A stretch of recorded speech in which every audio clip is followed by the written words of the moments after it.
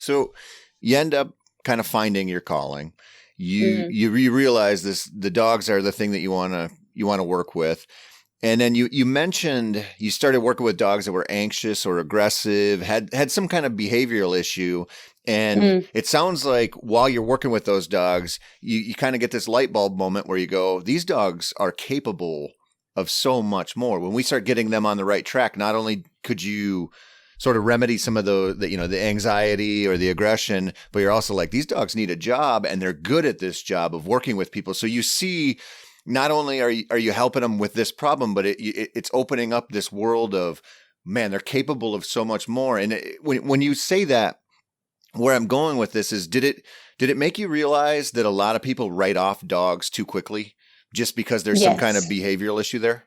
Yes, and I think the problem with a lot of dog trainers is that they want a quick fix and they want something fast, or the owners think that there's like a long way to go, where sometimes, we can do like small training sessions, like send the owner some homework, and then like after 2-3 months, unless like the dog is pretty bad, we usually see a big difference, right? Mm-hmm. So yeah, I saw that there were a bunch of people that were not, because like most of these dogs already went through trainers, but we're only using pressure, or I don't know, they were not getting the dog. They were not like examining the dog, doing a temperament test, and like really figuring out what was going on with the dog in order to fix it. Like with fear aggressive dogs, like they were using a bunch of, things that they were not supposed to be using, and they were making the dogs scared, and they were making the problem bigger. Mm-hmm. So things like that, like I saw how to get into the root of the problem first, and then explaining it to the owners, and then working together with a small task so that they can get it, and then they can translate it to the dog as well. So yeah, it clicked. And dogs are meant to work, right? So whenever we give them a purpose, they start to get right on the right track, and that's when we can see the true qualities that a dog can have. Mm-hmm. So it sounds like you really took an individual dog approach to this, where you're looking at each dog as an individual and going, there's no blanket solution to what's wrong with this dog. It's what's causing fear in this dog might not be causing fear in another dog. And you're looking at it as an individual going, I have to assess this specific dog and develop a plan with this specific dog in mind and the owner in mind. Yes. Okay. Yeah. I mean, it's a whole combo. Right? It is. And we're hearing this, what you're talking about. A lot of the trainers we have on here are starting to look at that type of training program now, instead of just going, okay, you come through, we run these dogs through a month-long or 2-month-long program and they're all the same. There's not a cookie cutter approach to it. And I think part of that is like maybe a happy accident with people like yourself who are starting to look at how much can these dogs do outside of their traditional roles. And now you understand, man, this dog's perfect for this role. This dog's perfect for this role. And they just become those individuals to us. Yeah. It's so interesting to hear. So let's fast forward a little bit here to your current business and what you're doing with that. Right now, well, I am training service dogs, and I am training psychiatric assistance dog for the most part. There's a huge need right now. And then right now we are building good dogs. I have a 8-acre land in Leesburg, Virginia.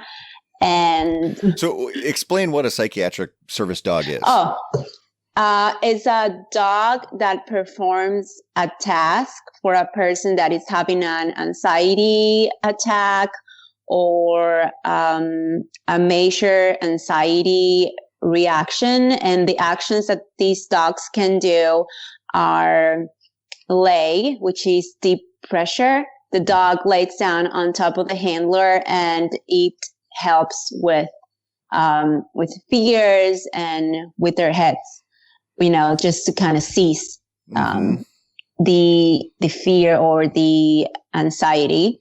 another action that any of these dogs can do is for people that don't like other people to approach too close, they can walk around in circles so that other persons cannot get very close to them.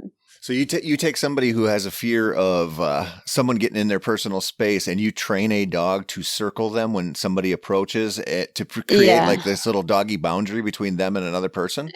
Yeah, and there's one task that I love to train that is called hug.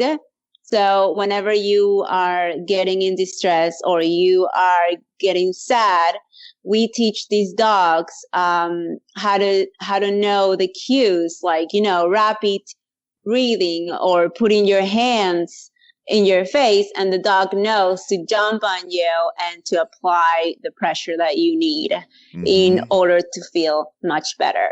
And then what we are doing also is we are starting to see that dogs can anticipate before you do it, and we are adding a alert before it happens. So I want to ask you about that. And so you're taking a service dog, and as the trainer, you're conditioning them when you show some kind of major stress movement somehow. That dog's like, okay, I got to get on her, calm her down. But you're seeing dogs anticipating that, knowing that's coming before you actually make the moves? Yes.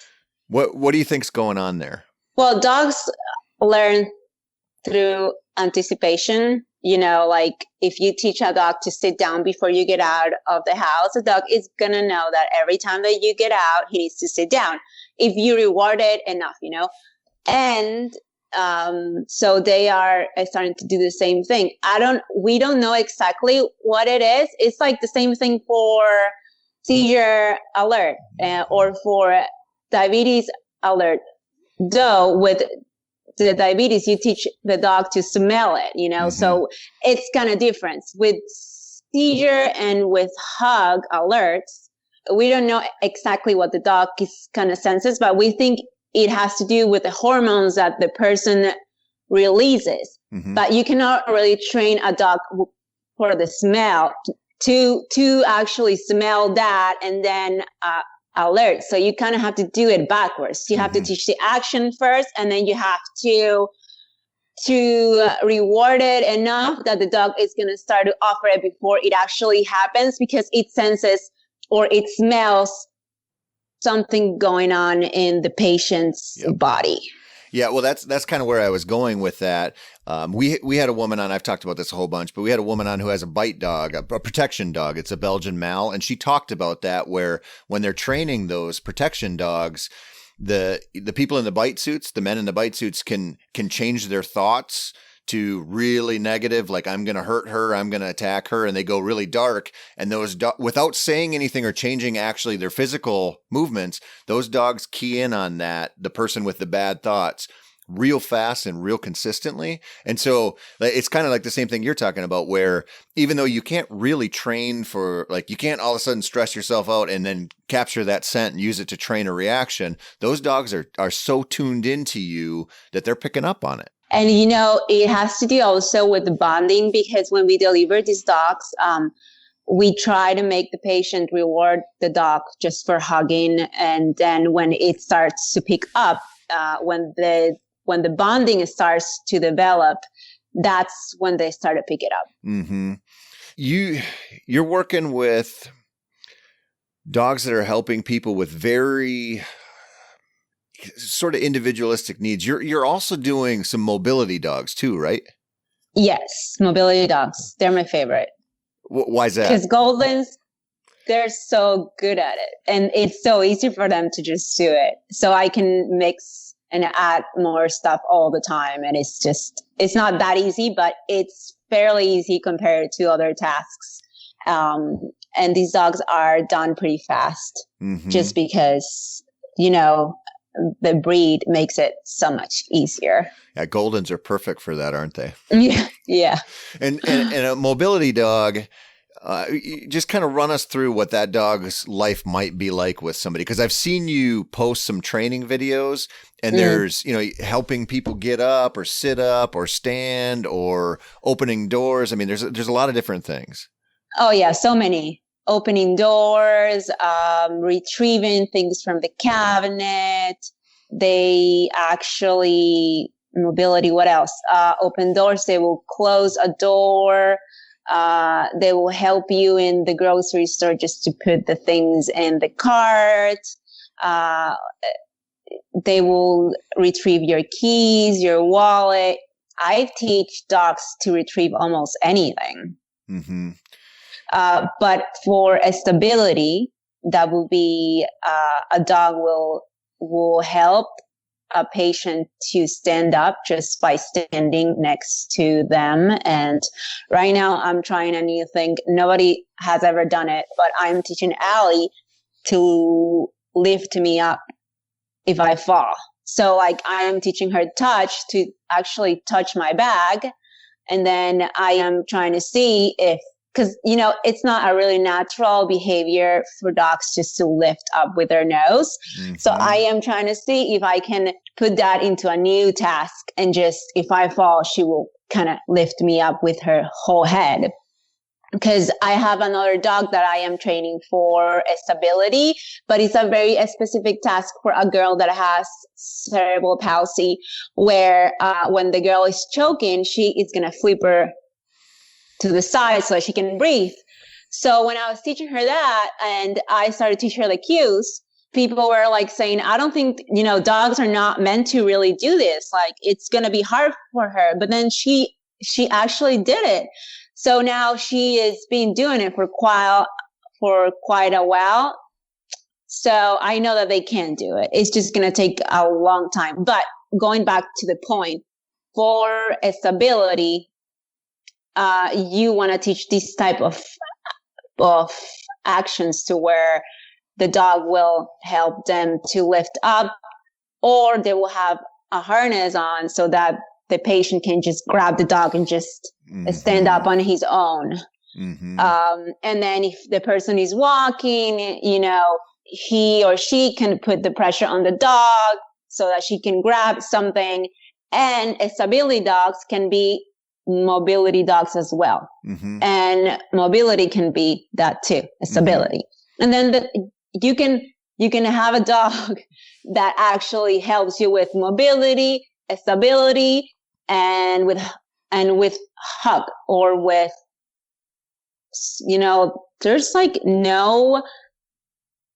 you can really teach a dog to do a lot of tasks that are not specifically falling into the same thing.